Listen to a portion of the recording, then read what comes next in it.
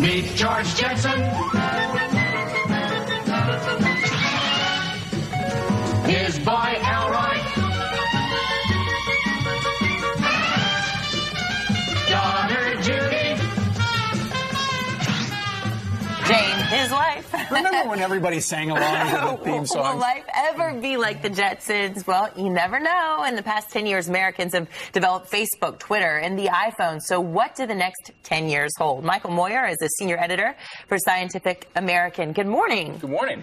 First up, you say by 2016 we'll have new genes to cure disease, so they're going to replace the bad with the good. Right, exactly. They'll put in, if you have a defective gene that's maybe causing leukemia, or they've actually cured a little boy who had blindness, they'll put in a new gene into a virus, send it into your body, and this kind of gene therapy, they hope, is going to cure these terrible diseases. Well, that's good, because that's just 2 years away. That's great news. Now, 4 years away, in 2018, you say we're going to discover more Earth-like planets? Right, well, we just started discovering Earth-like planets. About 2 weeks ago, we found one which is in the habitable zone around its star, which means that liquid water and thus maybe life can exist. They're launching a new satellite in 2018 that's designed explicitly to find Earth-like planets.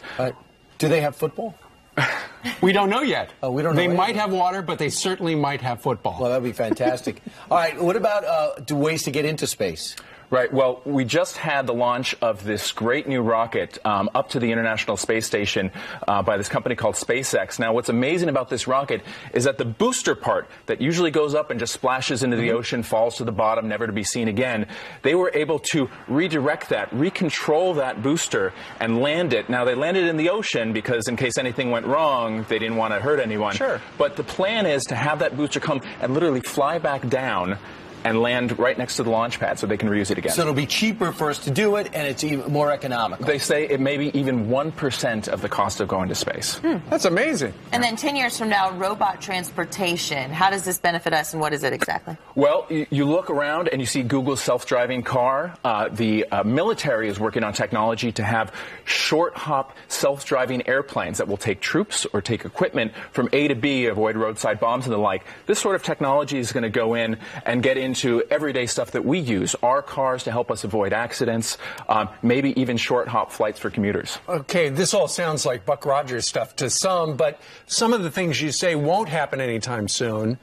Unfortunately, no time travel, despite what we saw on Star Trek. Right. I'm sorry to say that time travel into the past is one of these things that might just violate the laws of physics. And no teleporters either. You hear about teleportation, but what they're doing is they're teleporting these quantum states. Actually, teleporting a person is a whole different ball of wax.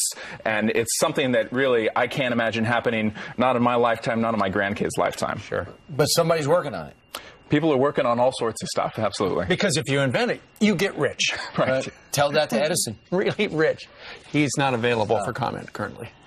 All right, good tell job. me. Hey, Michael Moyer, great job. You're senior editor of Scientific American. Thanks for having me. Thank you. That's interesting. 26 minutes after the hour, and coming up on Fox and Friends, the law is the first of its kind.